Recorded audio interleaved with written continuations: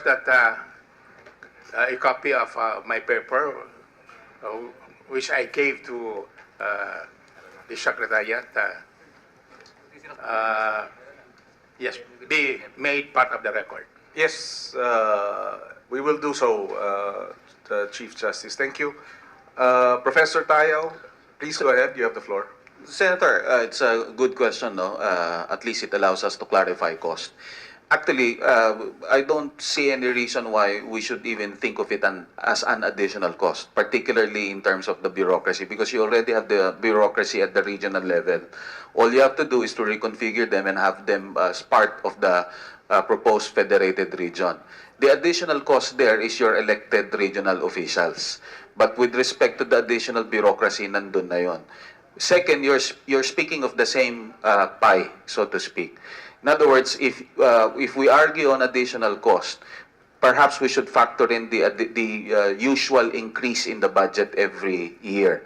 So if the annual increase does not amount to the let's say double the usual increase, I don't see it really as an additional cost on the part of the transition from the current setup to the new setup.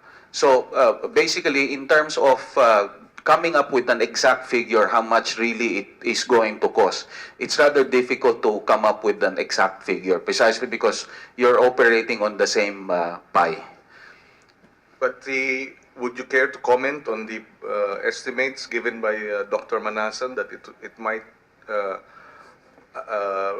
amount to around 55 billion, and this is the additional elected officials? This does not include infrastructure, you said, ma'am? Please go ahead. While it is true that some departments that will be transferred have regional offices, not all of them do. For instance, who will collect regional taxes? There is no regional DOF or regional BIR. And in fact, the BIR does have regional offices and district offices, but they will continue to collect national taxes. So you will need a bureaucracy to collect regional taxes and administer fiscal and financial administration at the regional level. Take DPWH. Of course, there are regional offices, but considering that DPWH will do infrastructure, national level infrastructure that cuts across regions, they will still need their regional offices. So that means the regional governments will need to have a regional DPWH, which is not just coming from the existing bureaucracy. So there are departments like that, not all, but some. So, and then the judiciary, and I think my estimate right now is actually on the judiciary part, is actually very limited, because I don't quite understand exactly the configuration, how many across, but it can be more significant than this, in fact.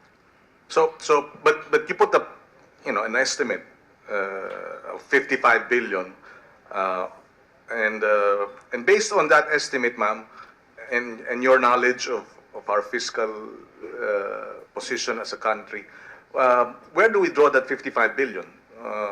Where do we source that? Is that we stop existing spending? We raise taxes? It will have to come from the pockets of the taxpayers.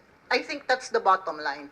Whether it's taxpayers paying national taxes and contributes to the share of regional governments in national taxes, or whether that's taxpayers paying regional taxes, it will have to come from taxpayers. Okay. And those if I may, I emphasize additional fiscal costs. And I want to emphasize also that 55 billion, and the number can change. The 55 billion, if you want to put it in context, is more than half of the incremental revenues of Train 1. And I think Senator Angara would know just how difficult it was to pass Train 1. So I think I think we have to put that in context. Thank you. Would you Yeah. care to... Yes, Senator. yes, 2 respond? points, very briefly. I'm not sure whether the 55 billion Doc Manasan was mentioning is part of the same pie or outside the same pie, because I'm sure it's part of the same pie. Second, yeah, I agree as far as the tax administration, that will require additional bureaucracy. But that's why in the transition, we've discussed it intently, that during the first few years, doon mo sa titignan yung how much budget will be going to the federated region. That means if you bring down functions like, let's say, transportation, naka-line item naman yan at naka-region by region naman yan, yun yung automatic na ibababa mo muna. Precisely, this brings us to the issue of transition. Do you expect that there's only going to be 3 years of transition? No. In fact, if you're going to look at all countries that federalized from the same setup that is unitary, took them several years to transition. Yung transition na 3 years, tinitingnan mo lang yung bagong constitution lang na ise-set up mo. But with regard to the bureaucracy, particularly on the tax administration, that will take time definitely. Now, last, when you talk about the bureaucracy, like, DPWH will require the same regions and so on and so forth, it could be approached in such way as it is in other countries. And I'm sure many of the members of the CONCOM also had experience working in other countries in terms of decentralization and federalism. And one strategy really is that while you have regional bureaucracies, it doesn't have to mean that it will be parallel to the bureaucracy of the federal level. Kaya ka nga merong intergovernmental relations institution. So it's a matter of coordination, not necessarily a matter of duplicating offices and functions.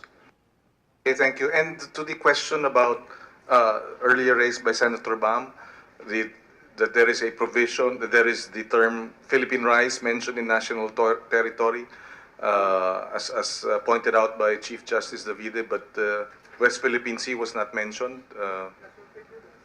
Would there be any clarification on that matter? Because Senator Bam wanted that question raised, clarified. Thank you, Chief. Yes, Please, you have the floor. Mr. Senator. But there are various points raised by our resource persons. So at the end of the day, with your dispensation, we will request for a certain time to file a memorandum to address these issues more exhaustively. Yes, yes, Chief Justice, please do so. That will be very helpful for the guidance of the committee. Salamat po. We can now proceed with the permission of our colleagues to former Commissioner Christian Monsod. You have the floor. Good afternoon. Thank you.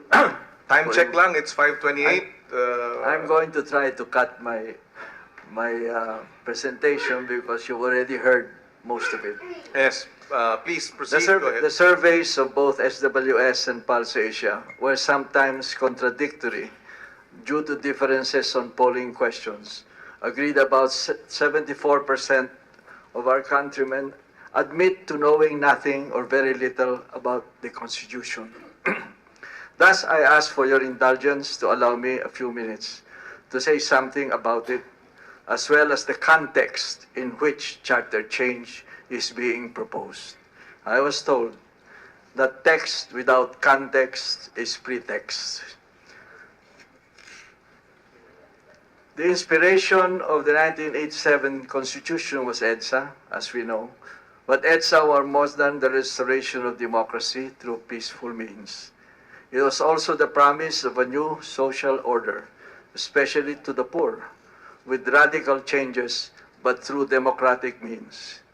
Before its writing, consultations nationwide were held to listen to the people, and they overwhelmingly preferred the stability of familiar structures a democratic, representative, unitary presidential system with checks and balances and separation of powers.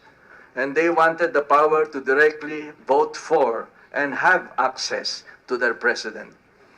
But from the experience of the Marcos regime, they also wanted safeguards against the return of any kind of authoritarianism. It was not only the brutality in the violation of human rights, but the economic disaster of 1983 with total powers, or more accurately, because of total powers, from which we did not recover until 2002 to the detriment of the poor. The people also wanted social justice and wanted our national destiny to be firmly and safely placed in Filipino hands. Thus, there are three central themes of our Constitution. First, social justice and human rights, with the poor as the center of development. Second, never again to authoritarianism in any form. And third, never again any foreign domination of our economy, like parity rights and amendments to the 1935 Constitution, where we could not even change our exchange rate without the approval of the U.S. President, which resulted in a foreign exchange crisis in the early 50s. All these themes were, in many ways, countercultural and therefore radical, because our history is marked by a tendency to give up powers to colonizers and dictators, of deferring to the so-called strong leaders, of allowing big business to rule our economy, and of overdependence of the poor on rich landowners for their basic necessities. The 1987 Constitution can therefore be viewed as affirmative action for our democracy, to correct the shortcomings of previous constitutions, to address the wrongs of history, and to empower and enable the ordinary Filipino to rise above himself. It provides a system that should correct itself when it threatens to get out of control. And in that process of correction, the rule of the people is critical because, quote, sovereignty resides in the people, unquote. The 1987 Constitution cut the umbilical cord of the 1935 and 1973 Constitutions to the United States Constitution, which gives primacy to civil and political rights because it is a country of immigrants who all started from the same position and only wanted to be free from autocracy. Our Constitution gives social and economic rights equal primacy with civil and political rights because we are a country of inequalities from the colonial days to the present, where the starting positions of the rich and the poor are not equal. Social justice and human rights are about the adjustment of these starting positions. It is not only a central theme, but the heart of the Constitution. This is the Constitution under threat of overhaul because it is blamed as the source of our problems today. I submit that we have largely failed in human development not because of the Constitution, but because we have not fully implemented it. No thanks to our legislators who slept on the job for 30 years. These are the people who want to rewrite the Constitution. The question to the Puno Constitution and other versions and to the Constituent Assembly itself is, are the proposed revisions going to depart from or do away with the 1987 Constitution on these three central themes? In operational terms, and in relation to federalism as a means to the ultimate goal we seek, namely, address mass poverty and gross inequalities and the underdevelopment of outlying areas. I quote from the Human Development Report of the Philippines 2012 and 2013. Quote, human development is about the welfare of people, not the development of places. The nature of economic development is uneven. It is not about bringing jobs to people, but about closing the distance between the people and the jobs by giving people the capability and mobility to choose where to go. But the principle is different when it comes to quality education and quality health care. Breaking the vicious cycle of poverty of the young who are poor means bringing these services to wherever they are, regardless of the cost. That is what human development is about.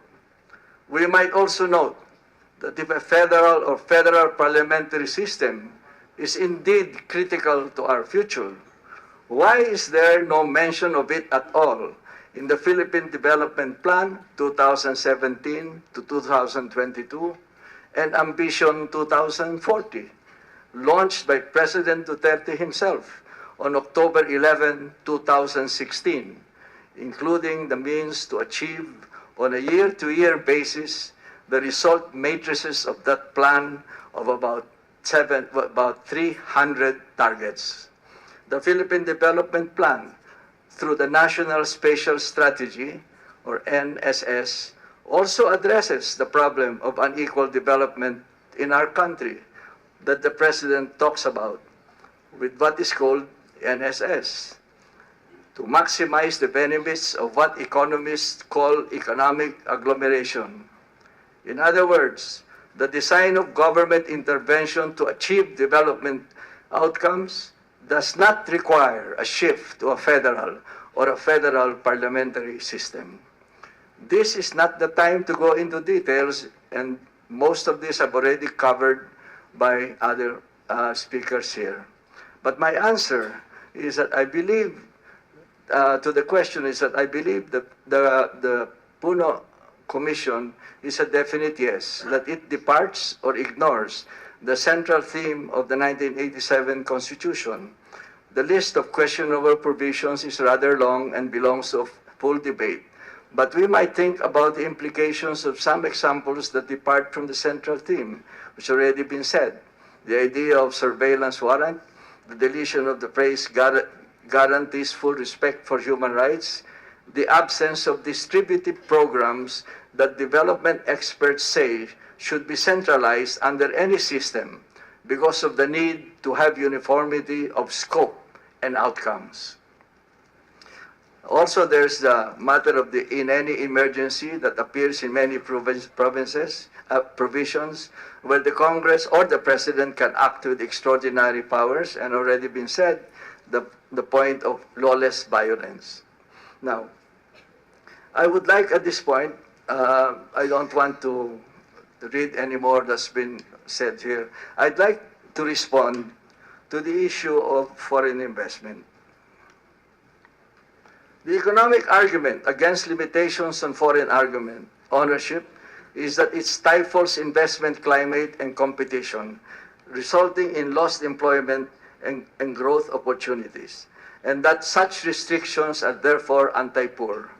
This high-sounding rhetoric is far from the truth. FDI of foreign direct investment is closer to what Professor Emeritus Michael Mayer of Wharton School pointed out in Business World in September 24, 2014, that the ethos of capitalism is you operate for your shareholders rather than for the whole of the people.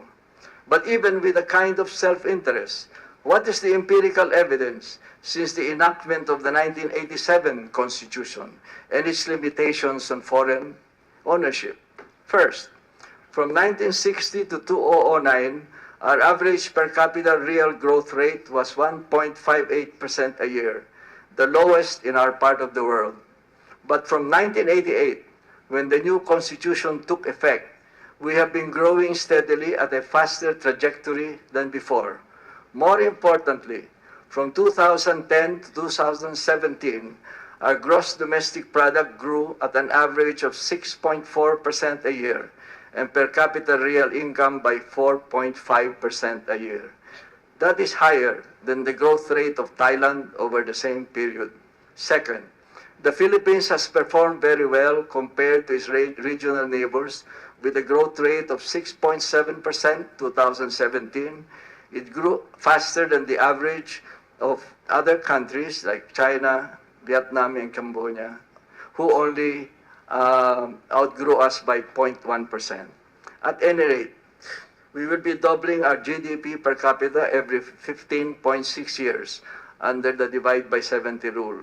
Third, no wonder then that the UNCTAD World Investment Report 2016 predicted that between 2016 and 2018, the Philippines is among the top 15 preferred investment destinations of foreign direct investments. China, India, UK, Germany, Japan, Brazil, Mexico, Indonesia, Malaysia, Philippines, France, Australia, Myanmar, Vietnam. Now, Philippines and Myanmar did not rank at all in 2014. All this took place under the present constitution and with a unitary form of government. What is all the screaming about? About federalism and the need to revise the pro-Filipino constitutional provisions. What we should be screaming about is why the benefits of growth and the increases in labor productivity are not distributed equitably with labor if we really care for the poor. Growth is not enough. There must also be equitable distribution of its benefits. And inequality, especially on access to natural resources, puts a cap on our growth rate and hence on the benefits to the poor in a vicious cycle. Real wage has been stagnant in the Philippines despite relatively high economic growth and labor productivity improvements. Real wages need to reflect at least labor productivity, but that has not happened in the Philippines. Between 2001 and 2016, real gross domestic product more than doubled, growing by 5.4% per year on the average. During that time, labor productivity also increased substantially, 57% between 2005 and 2015. Aggregate real wage, however, remained flat between 2001 and 2016, with 7 out of 15 years registering a negative growth rate. This could be part of the reason for the slow progress on poverty reduction and on inequality despite high growth performance in the last decade. In effect, businesses appropriated the benefits of growth to themselves with high informality and inadequate provision of social safety nets to labor. Can this be solved by a structural shift in a federal parliamentary form of government? Or is this simply a problem of public policy and the full implementation of the social justice provisions on labor? It may well be that our economic growth might have been higher with a higher foreign direct investment. But that is different from saying that we need FDI badly, that we must adjust our standards to their demands. FDI has a role to play in our development, but so have other factors. And what counts is the quality and not the quantity of investment. For that, we have to make a full accounting not just of its benefits, but also of its costs, both internal and external to the project. Thus, mining that is harmful to the environment is bad for us because, according to economist Krugman, it privatizes benefits and socializes costs. A bill filed by the Mining Industry Coordinating Council to make mining companies accountable for these external costs died a quiet death in the House in 2015. Contrary to the fallacious reasoning that foreign investment ownership limitations in our Constitution is a deterrent to FDI. According to the World Bank Investment Report and other reports, the factors that affect investment decisions are 1. Adequate infrastructure, 2. Skill levels, 3. Quality of general regulatory framework, clear rules of the game, fiscal determination, the relative absence of graft and corruption. The point is that if we conscientiously attend to these other factors, we might have more FDIs, but on our own terms. In fact, the World Bank does not put lifting restrictions on reserve areas for local control as critical to attract foreign direct investment. They know it is a fact of public policy in most developing countries, as it was for developed countries when they were themselves developing. Moreover, our country is already open for purposes of FDI in long-term land leases, mineral mining, the Labugal case, Article 12, Section 2, in power generation and supply with the Electric Power Industry Reform Bill, EPIRA, limiting ownership of foreigners only in the natural monopolies of transmission and distribution, as it should be for national security reasons. Transferring the limitations on foreign ownership from the Constitution to the government, to the Congress, will only open the doors to transactional legislation. Excuse me.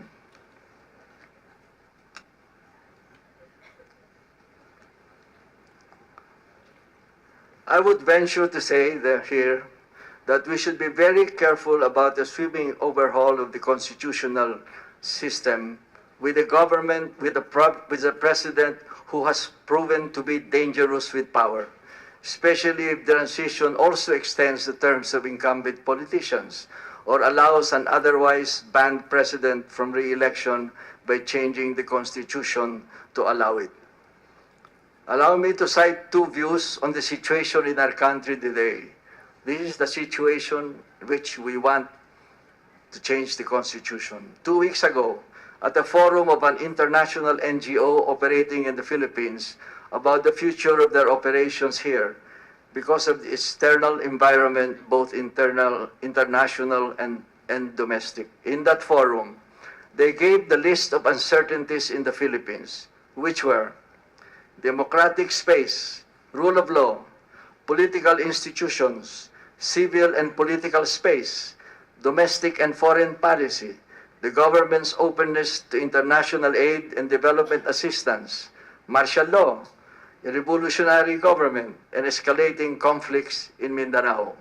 Last week, Professor De Dios of the UP School of Economics spoke at a forum where he cited the threats to the economy under the Duterte administration, which he described in terms of insults like in medicine, which causes damage to a tissue or an organ. Number one, uncertainty issued, precipitate policy changes on mining, on online gambling, on Boracay, threatened railroading of charter change, redistribution insult, 2018 inflation surprises, train, confused monetary policy, the rice importation fiasco, reliance on indirect taxation, that's strain, leaky bucket entitlements, free college tuition, 40 billion, salary increases to the military and the police, I think that's 60 billion, and so on.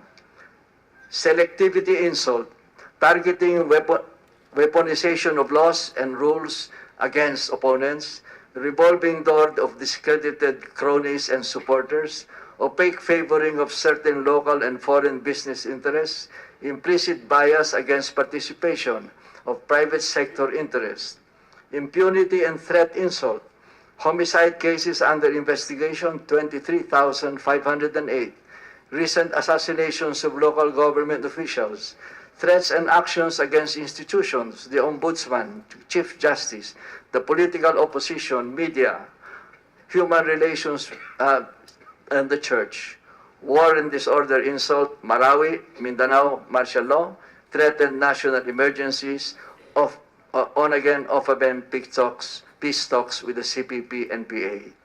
Despite, quote, despite the President's seeming disinterest in economic policy, what shows a shadow over business and the economy is the demonstration of overarching powers, power without checks, without accountability, and without regard for custom, values, or history. More than the soundness of policy, it is unbridled power and its selective application that is the source of worry for business and the people under the Duterte administration. We are told by our leaders, that our leaders not only shape our lives, but also our values. The Marcos years was not only about human rights and economic disaster. it was also about the legacy of a culture of corruption that remains to this day. From the experience of the last 2 years of the Duterte administration, it is clear that the Duterte administration knows only how to govern through the use of fear and force. Thus, if the Marcos legacy is a culture of corruption, then the Duterte legacy may be a culture of violence. A book entitled How Democracies Die, published earlier this year, says, where authoritarianism during the Cold War was imposed upon coup d'etats by the military, since then, authoritarianism has been assumed by elected leaders through constitutional revisions that would allow them to stay in power indefinitely. Chavez, Fujimori, Erdogan, Marcos was even mentioned. And any one or two of the following 4 signs that the elected leader wants to become a dictator are, number 1, rejects in words or actions the democratic rules of the game, both in written constitutions or unwritten norms of conduct and civility in a functioning democracy. Second, denies the legitimacy of opponents. Third, tolerates or encourages violence. 4, indicates a willingness to curtail the civil liberties of opponents. Think about Secretary Laila de Lima, former Supreme Court Justice Sereno, about the quo warranto proceedings, or the Supreme Court, with its total deference to the President on the proclamation and extension of martial law, such that today the President is empowered to declare martial law anywhere, anytime in the Philippines, on the attempt at a zero budget for the Commission of Human Rights, and so on. With the weakening of the constitutional checking powers of the Congress, of the Supreme Court, of the Office of the Ombudsman, there remained the potential checking power of the Church to deal with. There are only 3 institutions with a nationwide reach in our country: the LGUs, the police and military establishment, and the Church. And that may account for the latest attempt to smear the source of its power, God. All this may constitute, wittingly or unwittingly, a step towards what mental health experts refer to as malignant normality, which can take different forms, but in the case of democratic countries, would consider aberrant behavior or language as part of the democratic process. Thus, a dangerous leader becomes normalized, and malignant normality would dominate the governing dynamic. Clearly, this situation endangers our democracy and should not be allowed to continue. In fact, I believe that we are already on the slippery slope of authoritarianism, and a new constitution that not only allows it or provides for it, for it would be the ultimate betrayal to the Filipino people who brought us out from the darkness of a dictatorship. In reading the Puno Constitution, I had the impression that its proposals of a sweeping overhaul of the Constitution is more an act of faith than a product of reasoned thinking, because it forgets or ignores the situation in our country today and the context of that change. Putting the Constitution to a vote before the transition plans are formulated means that people, especially in the outlying areas, who are primarily supposed to benefit from the shift, are asked to first approve a constitutional shift in a federal system without knowing how and when they will become federated regions with the powers and the money for their projects as it promises.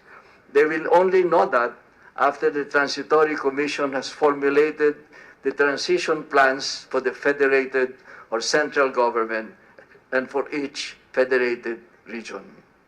With these dictatorial powers for 3 years, who do you think will win the first elections under the new Constitution? What are the imponderables in all this? There is the imponderable of what the President really wants.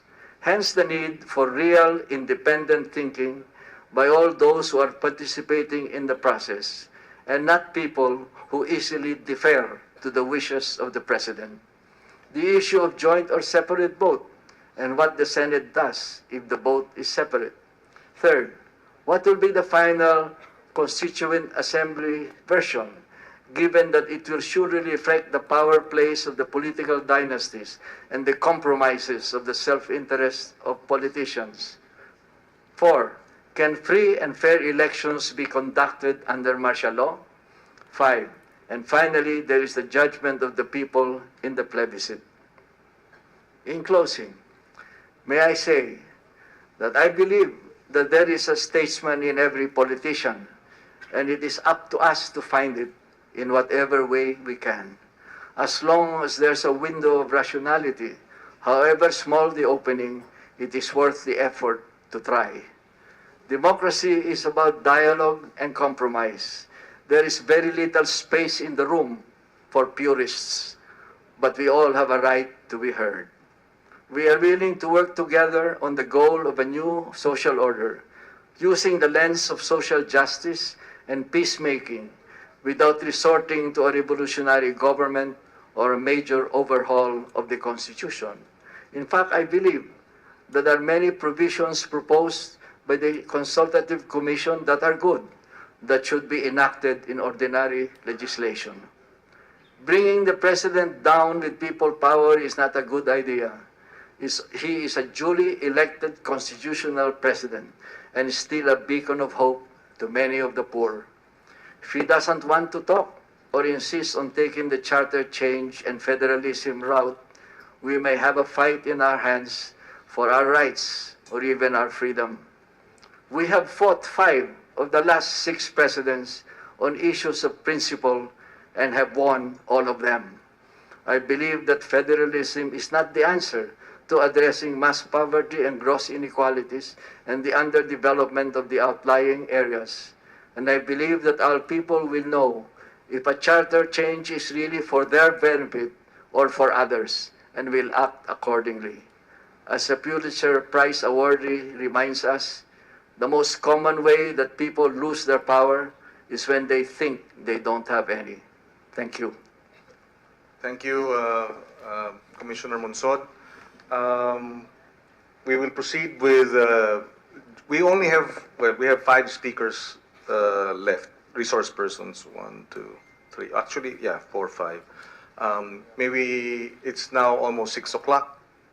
I think we can, as long as we try to keep our presentations as concise as possible, we can complete all the 5 resource persons. We now have Justice Mendoza. You have the floor. Do you have your response to the presentation, Justice Mendoza?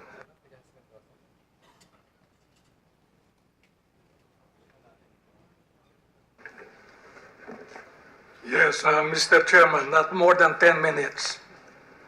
Thank you very much, Justice. I will accomplish that because I have already submitted written comments on the 4 resolutions you gave to us.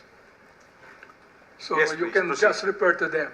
And they refer to the question of how does the Congress propose amendment when sitting as a constituent assembly.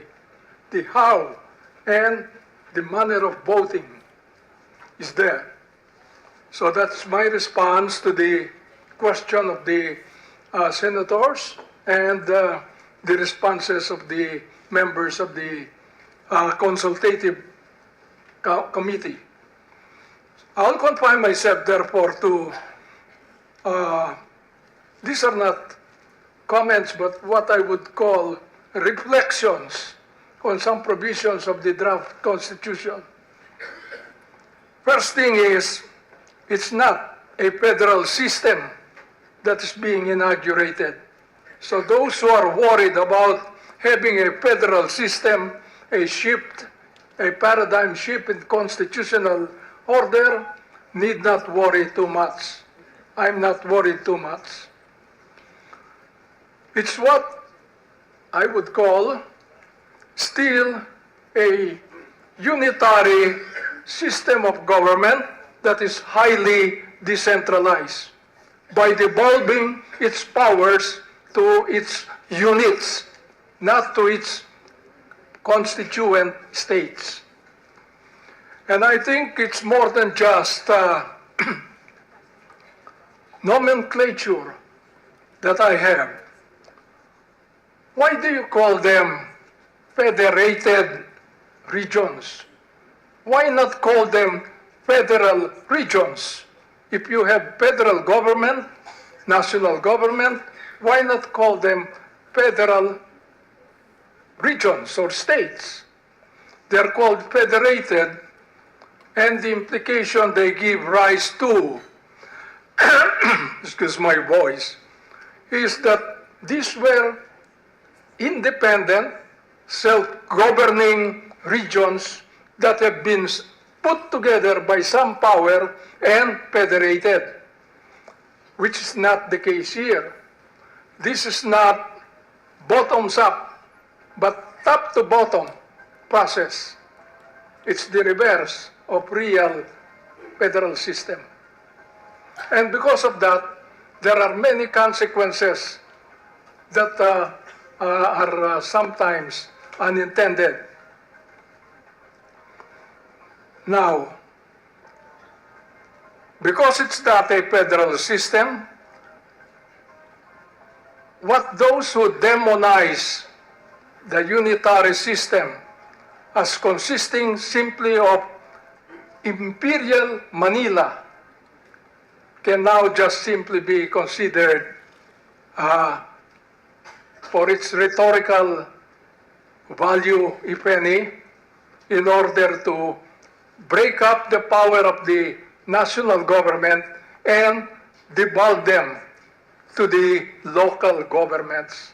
They are still territories and political subdivisions of the national government. They are not independent of each other, much less of the national government. Proof of that is nothing is mentioned about the constitution of each region, none, except the Bangsamoro and the Cordillera province or region. Now, further proof of that, because of the lack of provision for state constitution, the so-called federal constitution takes it upon itself to provide the details for the structure and government of these regions, something that a real federal system will not allow, because that is for each and every state to attend to. What its structure of government should be, what officials should be elected or appointed, what should be their function. That is the affair of states in a real federal system. Here, it is prescribed by the federal constitution, federal in quote always. So, probably what has been done is simply to make the devolution of power entrusted by the 1987 Constitution to the Congress by doing it itself. The Constitution, the proposed Constitution, what Congress failed to do, the present proposal is to do it here in the Constituent Assembly or Constitutional Convention. So this change can be accomplished simply by legislation, but by default, perhaps, I'm not sure, that task is being given now to the Constituent Assembly.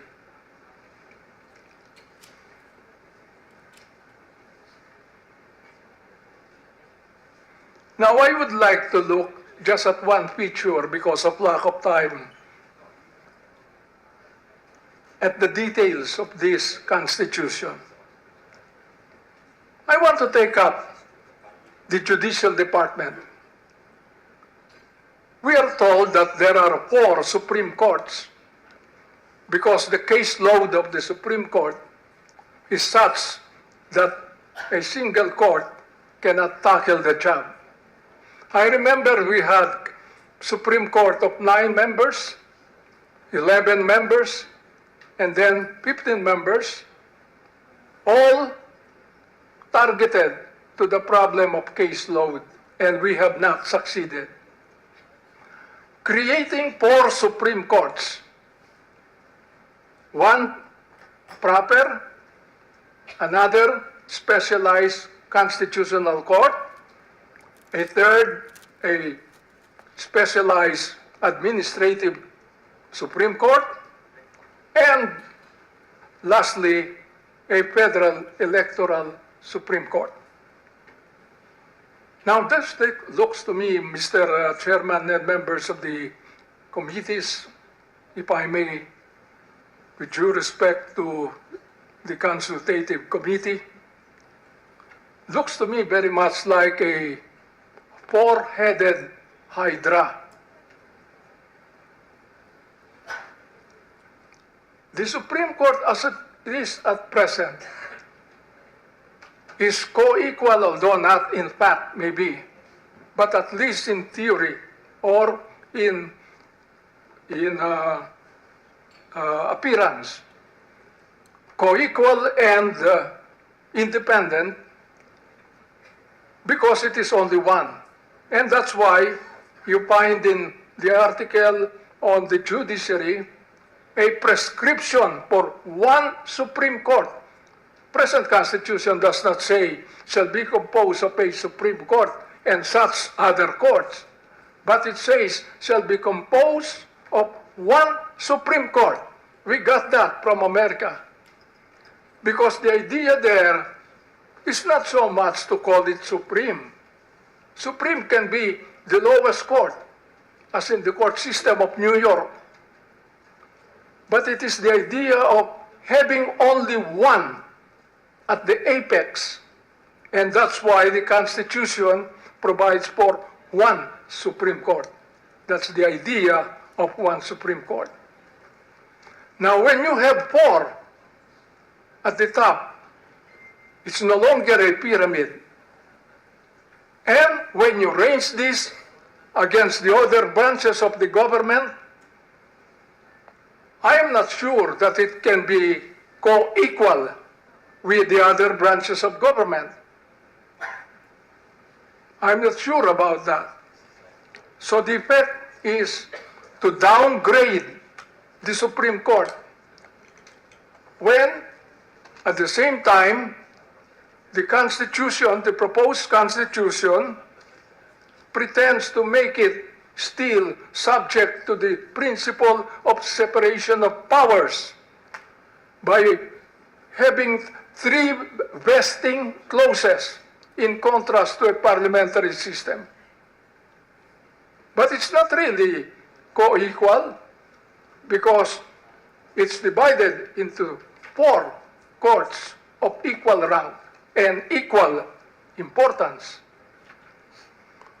Now, the idea for this, I understand. Of course, Germany has several constitutional courts, Verfassungsgerichtshof and so many Verfassungs, meaning supreme.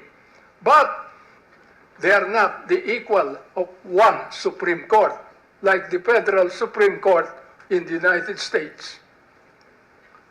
And I think this was taken from the basic law of Germany, that they should have 4 Verfassungs, or Supreme Courts. Now, Mr. Chairman and members of the committees,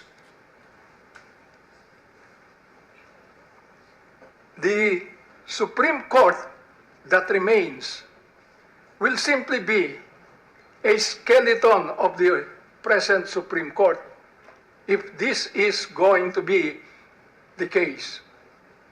It will have more cases than, let us say, the administrative Supreme Court or the electoral Supreme Court.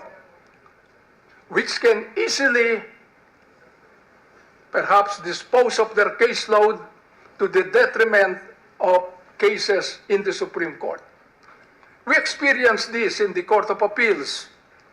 In the 1960s, rather 1980s, they divided the Court of Appeals into two, the Intermediate Appellate Court and the specialized courts.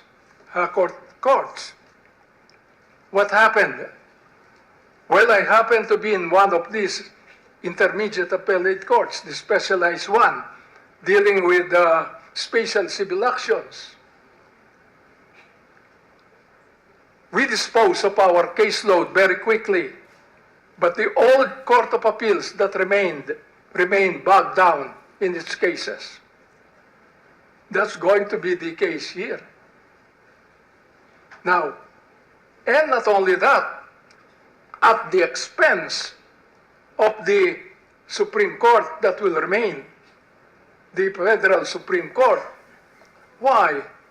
Because much of the importance of the court inheres in the fact that in deciding ordinary cases, it also decides paramount, fundamental questions. Of course, you cannot raise a constitutional question per se before the court. It must arise in the course of the decision of ordinary cases.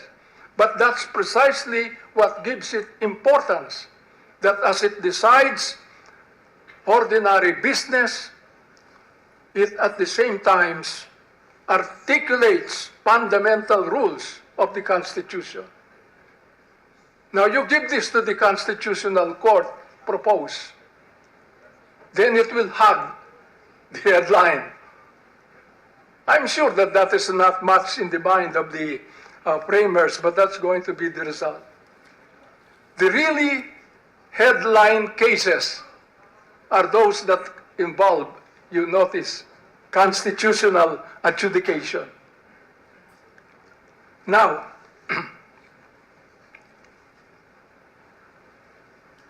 you give the Constitutional Court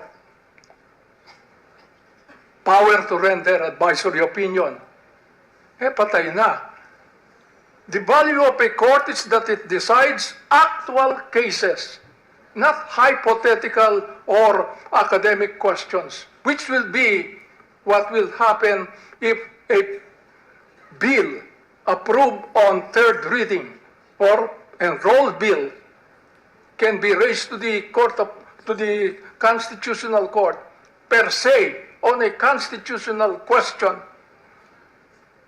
deprived of facts, nothing except present to the Constitutional Court the constitutional validity of a law.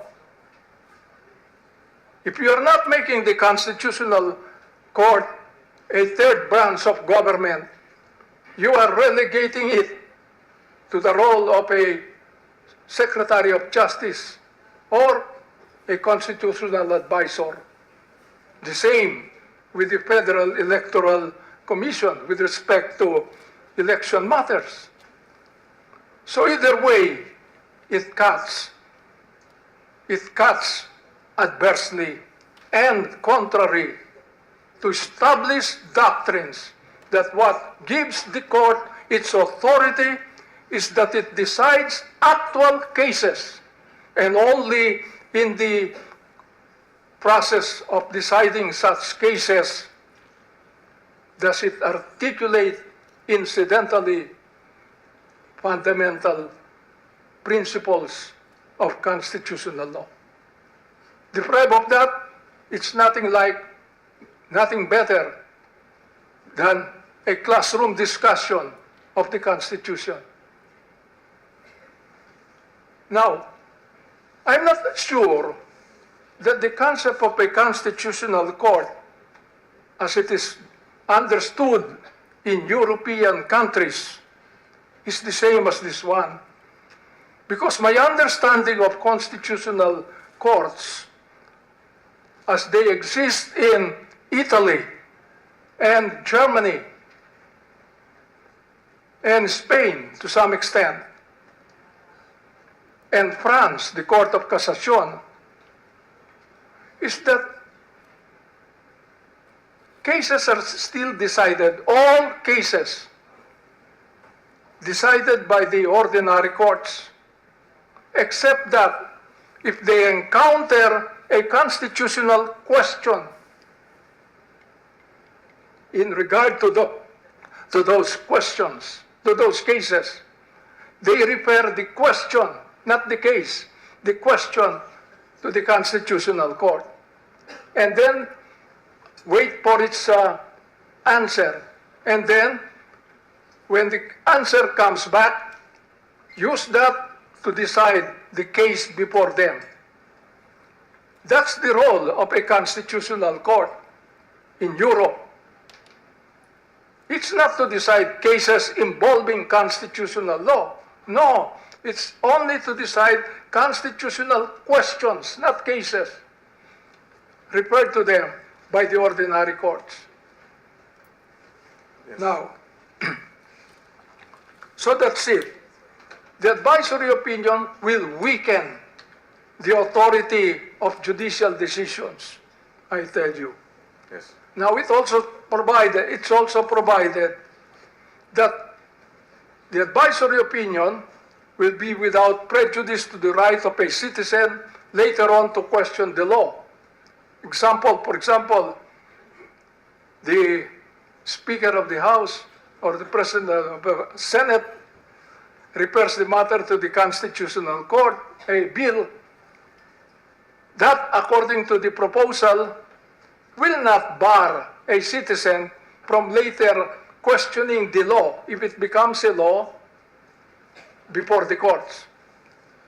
But how about the court that rendered the constitutional opinion? What about the Constitutional Court? It will return to it because it's a constitutional case now. Will the Constitutional Court be bound by its opinion rendered to the Senate or to the House, as the case may be? Yes. That's a question. Yes. Number two, still on judicial review. The power of judicial review is given to the courts, according to this, to enforce demandable rights. Demandable rights. Now we have in Article 4 of the proposed Constitution